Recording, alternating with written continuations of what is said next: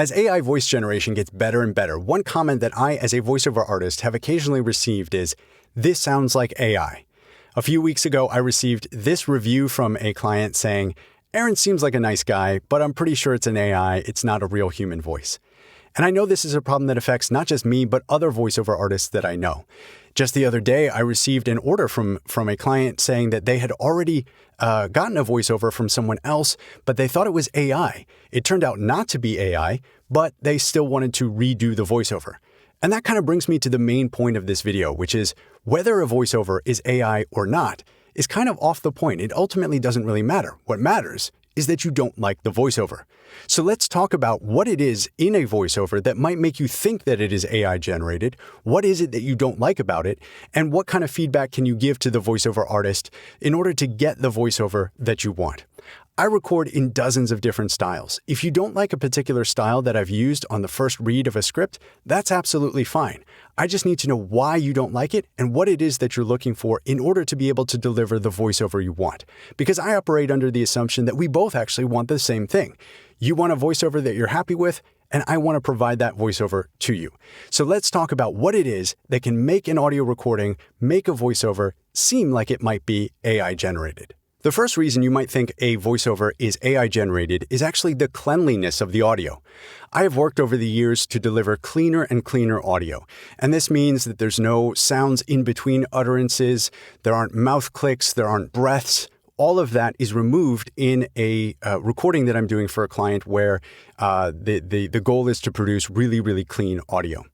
And that is a combination of performance factors, how I'm positioned to the microphone, how I'm holding my mouth, how I'm articulating things, as well as how I'm using the equipment and software and post-production. But sometimes that cleanliness, it can seem too clean to somebody and they think that it must be AI generated. So that cleanliness could be a factor in determining whether you think a recording is AI generated. And sometimes a client doesn't want a super clean audio. I've had clients say, we actually want it to sound like it was recorded on an iPhone. We don't want it to sound like it was recorded in a professional studio. So sometimes people want your voice, but not the quality that you get with a really high-end equipment and studio setting. So that is the first factor. And related to that is microphone position. So if I come in really close on the microphone, then you're going to get this really rich and present sound. Whereas if I back away from the microphone, the sound quality is going to change a lot. And it might sound a bit more natural to you to be farther away from the microphone. It really depends on your needs and what you're looking for in a voiceover. And that's just one factor in determining the kind of tone or quality of sound that you're getting. Normally, I tend to record quite close into the microphone. I like the way that sounds. Most of my clients are looking for that kind of close, really rich kind of sound, but it really depends on what it is that you're looking for and what your needs are. Another factor that might affect your opinion of a voiceover and whether it is AI generated or not is the articulation or enunciation. If you think about talking to somebody over the telephone where you have no visual cues, you have no body language, no facial expressions, if that person is slurring or using really kind of colloquial style of speech, it can be really difficult to understand them. And that's why in voiceover, we tend to over-enunciate in order to be as clear as possible. It's necessary. Most of the time, it's just my voiceovers are just disembodied voices that are then being played with a video over top of maybe a product demonstration or discussing various services. It really depends. So you don't want it to be too colloquial because then it can be unclear. You want that message to come across clearly. But sometimes it might sound too articulated for your particular needs. So if it is over-enunciated or too articulated for your needs, that might make you think, this might be AI generated. But in fact, it's not. It's something that I've actually spent a lot of time working to develop in order to be as clear as possible in providing voiceover where you don't have the normal visual cues of conversation. Another factor that might make you think that a voiceover is AI generated is the speed of delivery. And I've actually had this comment that you delivered so quickly that I thought it must be AI generated.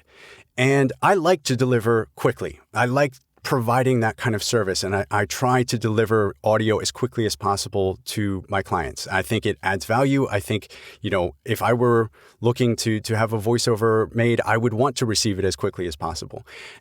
So I try to deliver as quickly as I can without sacrificing on quality. And if you think that the speed of delivery is an indicator of it being AI generated, then it's clear that you haven't played around with AI voice generation. Because in truth, at the time of filming this video, it actually takes longer to develop, to generate an AI voiceover than it does to record. You can't just pop a script in and then have it generated and send it off. There are a number of decisions that have to be made. And usually, I've played around with these AI, the best AI voice generators available. You have to generate it sentence by sentence, line by line, check it. If it isn't the way you want it, you have to try to adjust parameters that are really not clear. You don't have a lot of control over intonation or pacing, and then regenerate it. Each time you do that, it costs. And then you have to, let's say you get to an acronym or a word that it doesn't know how to pronounce. Is the acronym read out as a word or is it read out letter by letter? You don't really have a lot of control over that. Or I do a lot of sort of multilingual work. I speak several languages and I do a lot of dubbing work. Let's say that I'm doing an audio guide tour of a city in France and they want the place names pronounced in French.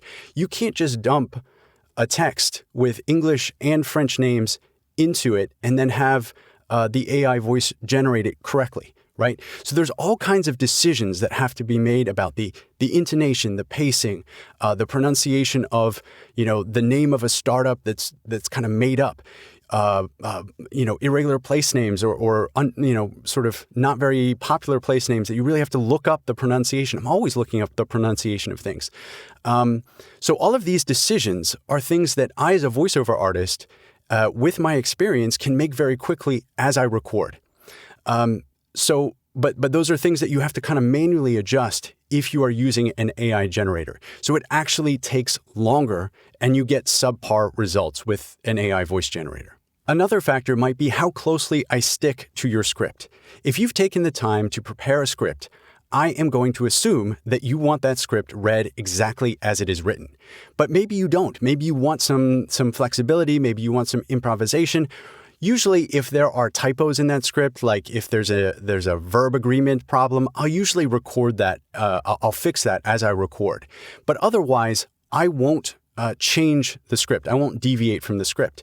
So if you're looking for a really conversational tone and you write I am as opposed to I'm, and I don't know that you want me to use contractions and you haven't stipulated that, I'm going to read I am. I'm not going to read I'm.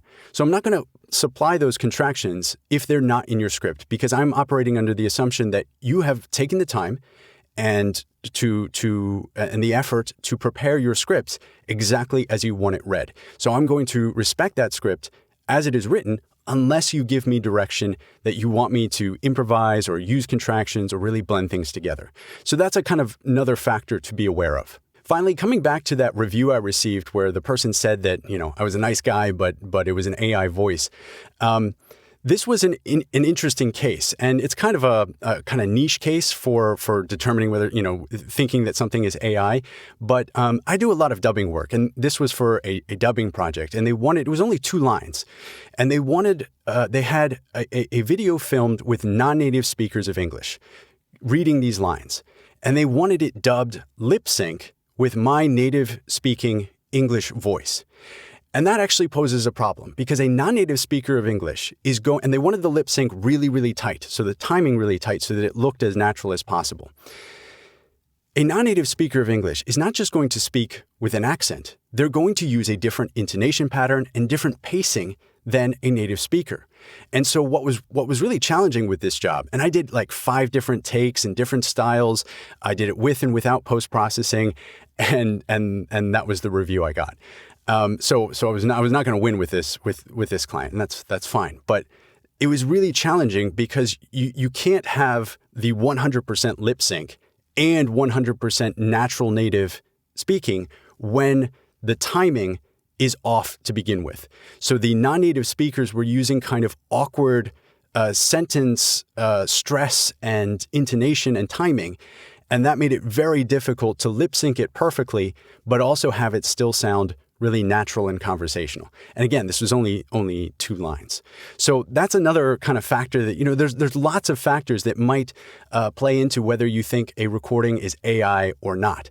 But again, at the end of the day, it doesn't really matter whether it's AI or not if you don't like it. So what is it that you don't like about it? What is it that you're looking for? If you have examples of the style of voiceover that you're looking for, send those through. If there's a clip on YouTube of somebody's voice that you like, send that through. That's really, really helpful. So these are all factors that might, sort of make you think that a recording is AI when it isn't. But again, what is it that you're looking for so that we can get the voiceover that you want to you as quickly as possible? At this point in the video, you've been listening to my voice for several minutes. Let me now play for you an example of an AI-generated clone of my voice. You should be able to hear the difference straight away. Hi, this is Aaron from Arctic Fox. This is what the best AI clone of my voice sounds like. I think it would still struggle with acronyms, like BIM, or with place names in French or Italian, like l'Arc de Triomphe or Ponte Vecchio. You can hear straight away that Arctic Fox is pronounced a bit strange because this is a made-up word. BIM should be pronounced BIM, and then you have the place names like l'Arc de Triomphe and Ponte Vecchio as opposed to l'Arc de Triomphe and Ponte Vecchio. Not to mention that the intonation patterns here are completely off. So having played around with some of the best AI voice clones and generators available, and knowing how they sound and knowing their limitations, when you've actually taken the time to record and edit and send off a voiceover for a client, and the only feedback you get is, "This sounds like AI," it can be a little frustrating. Thanks very much for watching. I hope you enjoyed this video. If you did, please like, share, and subscribe, and head over to arcticfox.com. Feel free to get in touch with me if you're looking for a voiceover yourself. And if you have any questions or comments, feel free to leave them in the comments below, and let me know if you'd like to see any other videos related to voiceover or topics related to voiceover or voice acting. Thanks very much, and until next time.